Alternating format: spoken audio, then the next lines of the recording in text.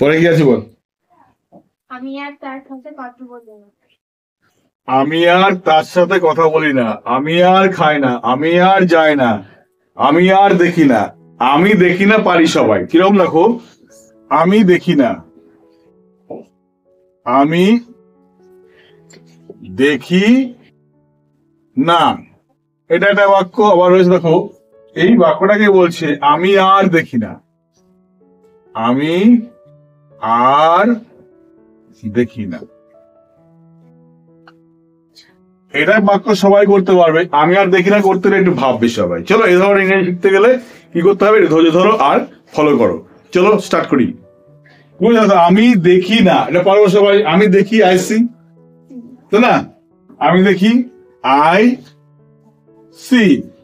আমি দেখি না, আই ডু নট সি। কি হবে? আমি দেখি না, আই ডু নট বা ডোন্ট সি। এটা তো বুঝে গেলাম ব্যাপারটা, ঠিক না? এবার বলেছে এখানে আমি আর দেখি না, আমি আর দেখি না। তাহলে এটা কি করে করবে দেখো, যখন দেখবো এখানে আর নামক একটা শব্দ এখানে কাজ করছে, আর নামক শব্দ, ঠিক আছে? আর নামক শব্দ যখন কাজ করছে তখন কি করবো আমরা? তখন হয়তো আমাকে লাগাতে হবে এনিমোর, অথবা লাগাতে হবে নো লঙ্গার, লো লঙ্গার, LONGER,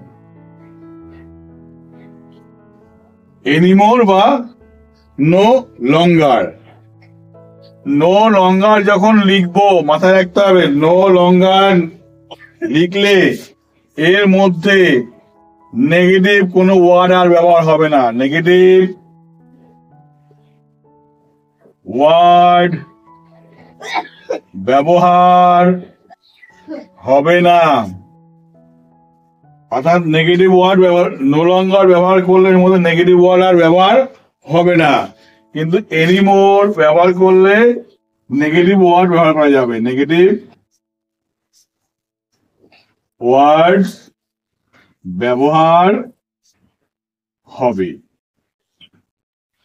এবার দেখো বললে আমি দেখি না, এই বাক্যের মধ্যে আর লাগালে আমি আর দেখি না, তাহলে I don't see any more. এখানে লিখে দাও এনি মোর, আমি আর দেখি না, ঠিক আছে? এখানে লিখে কি লিখে দেবো, এনি মোরটা লিখে দিলে কি হয়ে গেল, আমি আর দেখি না। এখানে আমি আর, এখানে আরটা লাগিয়ে দাও, তাহলে কিন্তু এই আর এর জন্য এনি মোরটা এখানে ভরো। বলতে বললাম আর এর জন্য কি করলাম আমরা, এনি মোরটা লিখলাম। এবার মনে করলাম এনি মোরটা ব্যবহার করবো না, তো কি লিখবো দেখো, এখানে বললাম আই নো লঙ্গার সি, আমি আর দেখি না, আই নো লঙ্গার সি। তাহলে দুরকম স্টাইলেই কথা বলা যায় বা লেখা যায়, মনে থাকবে? দুরকম স্টাইলে। পরের বাক্য বলো কি আছে দেখো, বলো। সে আর ডাকে না, সে আর ডাকে না, সে আর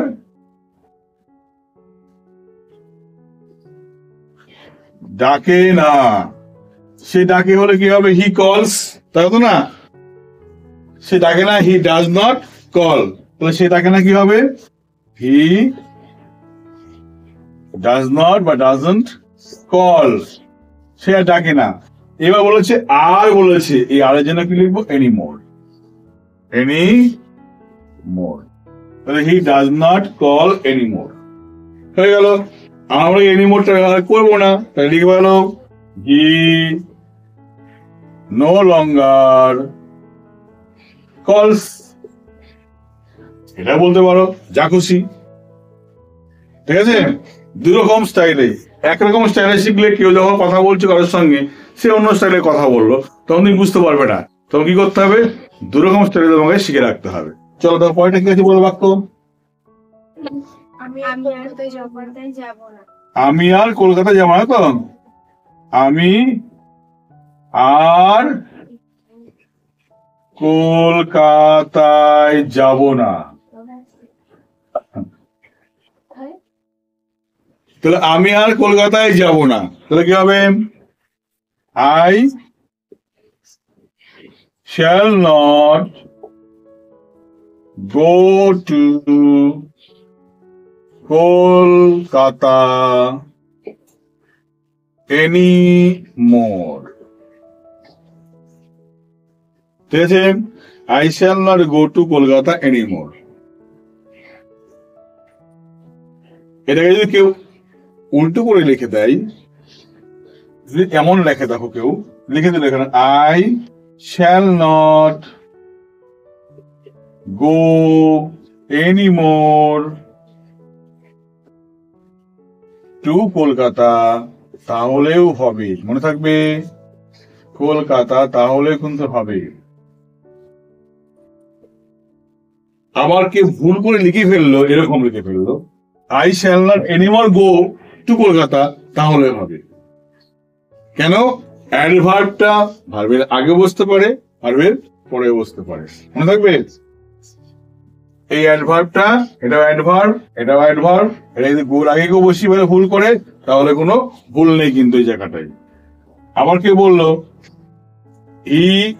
I shall no longer go to Kolkata, তখন নটটা লিখতাম না, মনে রাখবে। আর আবার নট লিখবো কেন? এক বাক্যে নো ব্যবহার করলে নট ব্যবহার হয় না, তাই সেই কারণেই হবে না। তাহলে I shall no longer go to Kolkata এইবার লিখলেও কিন্তু বাক্যটা হবে। আর ছিল নাকি বাক্যের মধ্যে? না।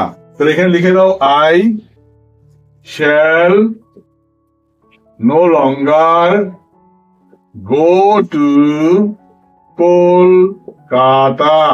আবার কে বলে ফেললো ভুল করে এইভাবে I shall not anymore go to Kolkata, তাহলে ঠিক আছে।